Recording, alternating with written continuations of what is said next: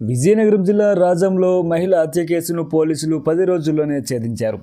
అయితే ఈ కేసులో పోలీసులు విస్తుపోయే విషయాలను బయటపెట్టారు. నిండా 15 సంవత్సరాలు కూడా నిండని కన్న కొడుకే కాలయముడై తల్లిని అతి క్రూరంగా కడతీర్చారని తెలిపారు. ఈ కేసుపై పోలీసులు తెలిపిన వివరాల ప్రకారం రాజా మండలం డోలపేట గ్రామంలో నివాసం ఉంటున్నారు సతీష్ స్పందన దంపతులు. వీరికి ఒక్క కొడుకు. ఈ మధ్య 10వ తరగతిలో 525 మార్కులు సాధించిన కొడుకు ఇప్పుడు హంతకుడై జైలు పాలయ్యాడు. చెడు మార్గాలకు బానిస అవ్వకూడదనే కొడుకుపై తల్లి స్పందన పెడుతున్న ఆంక్షలను తట్టుకోలేక తల్లినే చంపేసి పరారయ్యాడు ఆ కొడుకు. వివరాల్లోకి వెళ్తే ఇంట్లో సమస్యలను చూసి ఒకడు, తల్లి పెడుతున్న ఆంక్షలు నచ్చక మరొకడు, ఈ ఇద్దరు మైనర్లు తీవ్ర మనస్తాపంలో ఉండేవారు.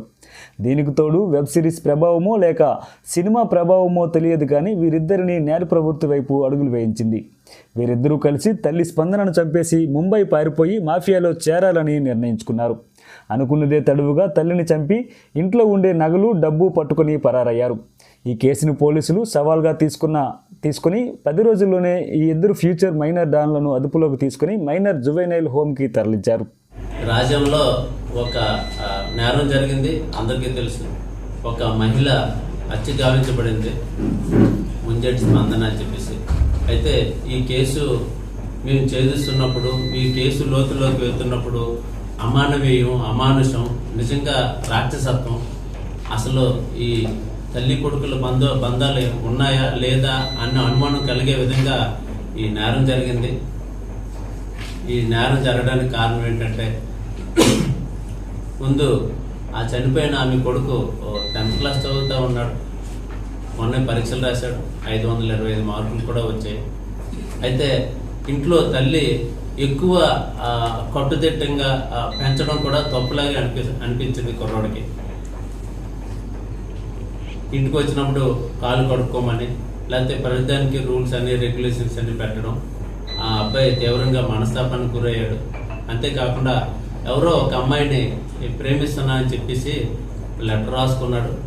ఆ విషయం తల్లికి తెలిసిపోయి ఇంకా అబ్బాయి మీద మరింత ఆంక్షలు అన్ని పెట్టడం వల్ల అబ్బాయి తీవ్రమైన మనస్తాపం చెంది ఈవెన్ కొంతమంది ఫ్రెండ్స్ దగ్గర కూడా, ఒరే మా అమ్మ చాలా టార్చర్ పెడుతుంది, దాన్ని ఎలాగైనా సరే మేము లేపియాలరా అని స్నేహితుల దగ్గర కూడా అన్ని అవకాశం కోసం చూస్తూ ఉన్నాడు. అయితే అదేవిధంగా ఇంకొక అబ్బాయి ఉన్నాడు. అబ్బాయి ఇంటర్మీడియట్ చదువుతూ ఉన్నాడు. వాళ్ళ ఇంట్లో పరిస్థితులు బాగలేవు. వాళ్ళ తండ్రికి వేరే స్త్రీతో సంబంధం ఉన్నట్టుగా ఆ మిషన్ మీద వాళ్ళ ఇంట్లో చాలా గొడవలు జరిగాయి. ఆ అబ్బాయి నెగ్లెక్టెడ్ చిల్డ్రన్ అంటారు ఇంగ్లీష్లో, పరిభాషలో. దాంతో అతను కూడా ఏంటంటే బాగా వెక్స్ అయిపోయి ఉన్నాడు. ఈ వ్యవస్థ మీద, దీని మీద వెక్స్ అయిపోయి ఈ కోపం పెంచుకొని ఉన్నాడు. ఆయన ఏంటంటే ఫ్రెండ్స్ దగ్గర, మిగతా వాళ్ళ దగ్గర చాలాసార్లు అన్నాడు, నేను ఎప్పటికైనా ముంబై వెళ్ళి మాఫియాలో జాయిన్ అయిపోతానని చెప్పేసి ఆ ఫ్రెండ్స్ దగ్గర కూడా చెప్పడం జరిగింది. అబ్బాయి కూడా ఏప్రిల్ 15 నుంచి ఇంటర్మీడియట్ ఎగ్జామ్స్ రాయకుండా, 4 సబ్జెక్టులు రాయకుండా క్రికెట్ ఆడేవాడు.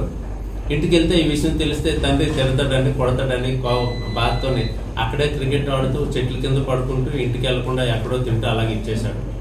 వాళ్ళిద్దరు ఆ క్రికెట్ ఆడే సమయంలో మొదట అబ్బాయి, ఈ రెండో అబ్బాయి ఇద్దరు కలుసుకున్నారు. ఒకరి కష్టాలు ఒకరు తెలియజేసుకున్నారు. తెలియజేసుకుని ఎలాగైతే ఏం చేయాలి, ఎలా చేయాలంటే ముందు మా అమ్మని ఇచ్చేసేయాలని చెప్పి వాళ్ళు అనుకున్నాడు. ఆయన కూడా నేను ఎలాగైనా సరే మాఫియాలో జాయిన్ అవ్వాలని చెప్పి ఆయన కూడా అనుకున్నారు. అయితే దీనికి ఏం చేయాలని చెప్పి ఇద్దరు ప్లాన్ చేసుకొని వాళ్ళ ఇంటికి వెళ్ళి అనుకున్న ప్లాన్ ప్రకారం వాళ్ళ అమ్మ అప్పుడు ఇంట్లో లేదు. బాత్రూంలోనే ఎలాగైనా సరే మొదట మా అమ్మ కాలు కడుక్కోవడానికి బాత్రూమ్కే వస్తుందని చెప్పి ఇద్దరు మాట్లాడుకొని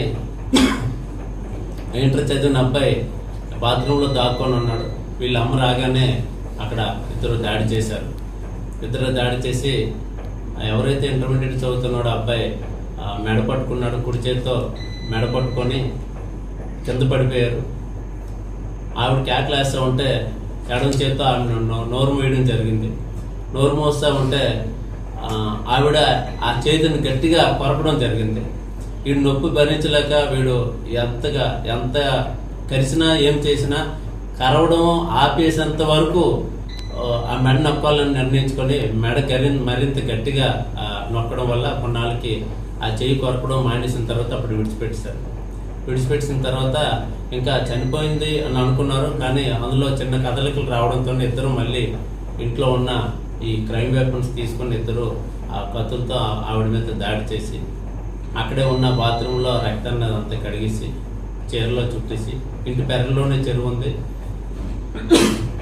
ఆ చెరువు దగ్గర పడేశారు ఇద్దరు. పడేసి బట్టలు మార్చుకొని ఆ బట్టలు వేరే చోట ఎవరు కనిపించకుండా విసిరేసి ఆ కత్తులు కూడా విసిరేసి వాళ్ళిద్దరూ ఇంట్లో ఉన్న 9.5 తులాల బంగారం 5,000 క్యాష్ తీసుకొని వెళ్ళిపోయారు. వాళ్ళు అనుకున్న ప్లాన్ ప్రకారం ఏంటంటే ముంబై వెళ్ళారు, అలాగే విశాఖపట్నం వెళ్ళారు, పలాస వెళ్ళారు. రకరకాల ప్రాంతాల్లో తిరిగితే వాళ్ళని మేము చేసినప్పుడు వాళ్ళు తెలివిగా ఏంటంటే ఆ తల్లి తాలూకా ఫోను కొడుకు దగ్గరే ఉంది, అందులో ఉన్న సిమ్ కార్డు ఉంటే పోలీసులు దొరికిపోతామని చెప్పి సిమ్ కార్డు కూడా తీసి పడేశాడు. అదేవిధంగా ఇంకో ఇంటర్మీడియట్ అబ్బాయి దగ్గర కూడా సిమ్ కార్డు లేని ఫోన్ ఒకటి ఉంది.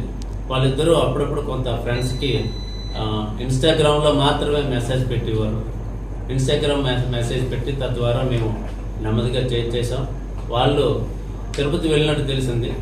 తిరుపతిలో తిరుమల తిరుపతి వాళ్ళ పోలీసుల సహకారంతో వాళ్ళని పట్టుకొని అరెస్ట్ చేయడం జరిగింది.